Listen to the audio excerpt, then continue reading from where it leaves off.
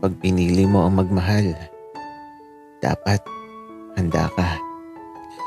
Kasi maraming pagsubok ang pagdadaanan mo. Hindi kasi sa lahat ng pagkakataon ay laging masaya. Pero huwag kang matakot sa mga pagsubok na darating sa buhay mo.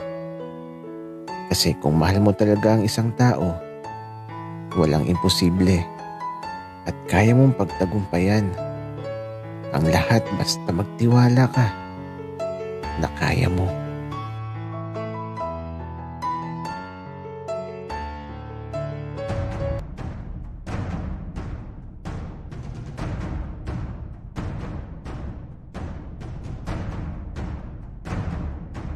Kaibigan, huwag mong kalimutan mag-subscribe sa aming channel at huwag din kalimutan i-click ang notification bell at subscribe button. Subscribe na!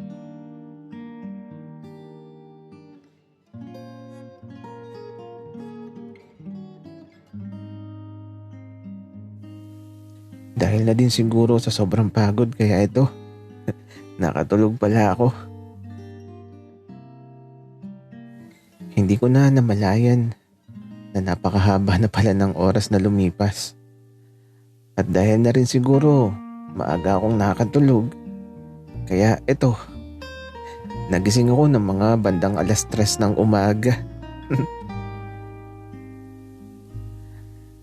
Agad kong hinanap si Axel. Wala kasi siya sa kama naming magkadikit na ulit. Nasaan kaya yun? Kaya ito, lumabas ako sa kwarto.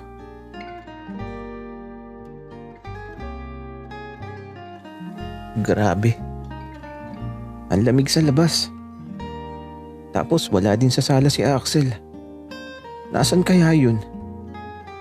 Alam ko na. Baka nasa bodega. Kaya naman, pupuntahan ko na lang siya. Kaya eto, pababa na ako sa may hagdanan. Grabe, ang daming alitap-tap. Nakakatuwa naman. Sabi nila, kapag madaming alitap-tap daw, ibig sabihin daw may mga kakaibang nilalang daw sa lugar. Kung saan sila matatagpuan. Andito kasi yung mga alitap-tap sa isang malaking puno sa tabi ng dormitoryo ni Aling Yoli. Tapos, dito nagliliparan ng mga alitap-tap. At madalas na, laging may naliligaw na alitap-tap sa kwarto. Napatigil pa nga ako sa pagbaba sa hagdan habang pinagmamasdan ang malaking puno. Mukhang matanda na ang punong ito. Tila ba kasing tanda na ng lumang dormitoryo. At balita ko, may gagawin si Big Boss kung paano ba nagsimula ang dormitoryo at kung paano na itanim ang puno sa tabi nito. Isang kwento sa napakahabang panahong nakalipas. Isang kwento sa panahon pa ng mga Kastila. Isang panahon kung saan may dalawang pag-iibigang kahit ialay ang buhay, maging masaya lang sa kapalarang higit sa kahit ano paman. Ay nako, pupuntahan ko na si Axel sa bodega. Baka andun lang yun. Wala naman siyang pupuntahan dito maliban dun. Kaya, eto, nang makarating ako sa bodega. Hala, bakit ang dilim tapos nakalak? Nakakadena yung pinto. Nasaan na si Axel? Kaya naman, bumalik na ako sa dormitoryo. At habang paakyat ako sa hagdanan ng dormitoryo, eto, nakasalubong ko naman siya. Pababa sa hagdan. Kurt, saan ka ba galing? Akala ko nawala ka na. Axel, ikaw ang saan galing? Hinanap kaya kita. Akala ko iniwan mo na ako. Bakit naman kita iwan, Kurt? Mahal kita. Ay naku, Nag-CR lang ako. Sumakit yung tiyan ko eh. Sobrang dami kasi nung kinain natin nung kasama natin yung papa mo, Kurt.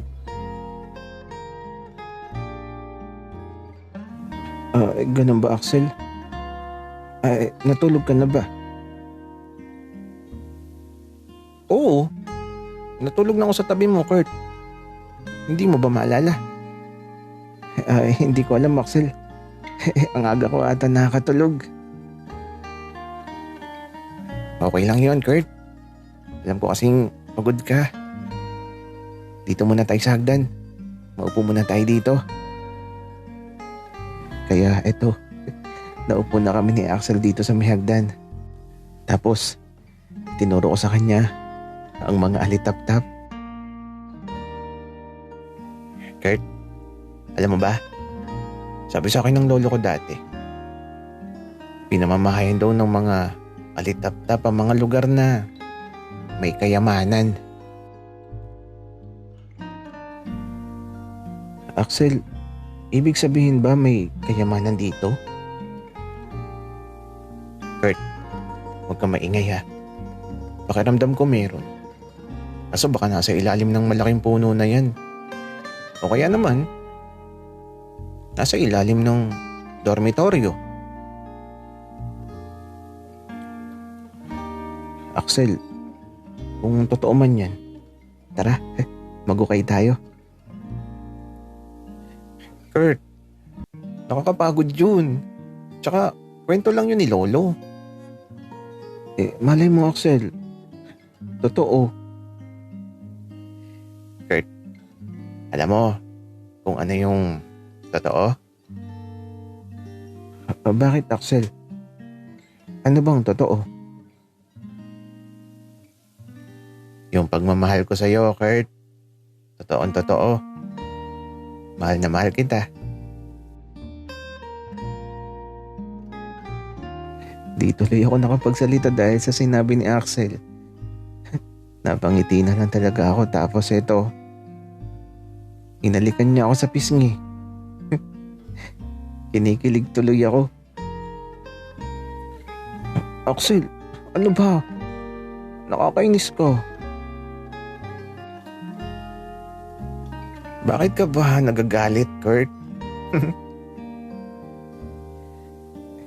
Kasi naman, Axel. Bakit sa pisngi lang? Kurt, ikaw ano gusto mo?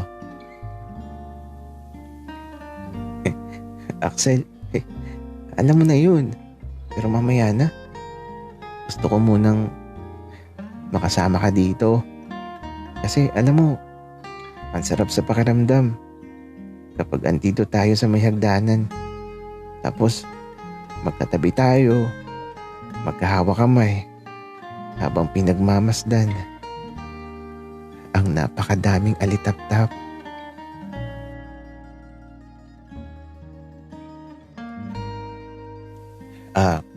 Kurt, pwede bang mangako ka sa akin? Nang ano, Axel? Kurt, okay lang ba na mangako ka na hanggang wakas? Tayong dalawa lang.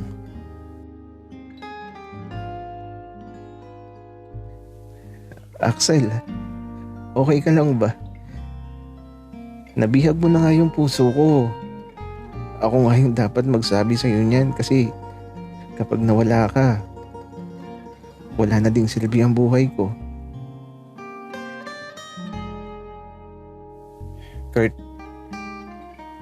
gusto ko may promise. Axel, sa bawat pintig ng puso ko, pangalan mo ang laging sigaw nito.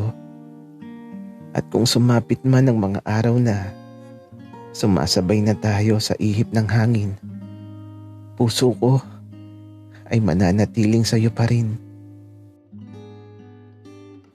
Sa lagaslas ng tubig patungo sa kaligayahan, daloy ng aking paghinga, sa'yo ay nakalaan. At sa kisap matang aking nakita, isang taong nasa harapan ko, ang tunay na nagbigay ligaya.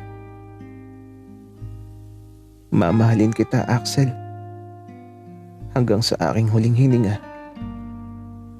Pangako yan.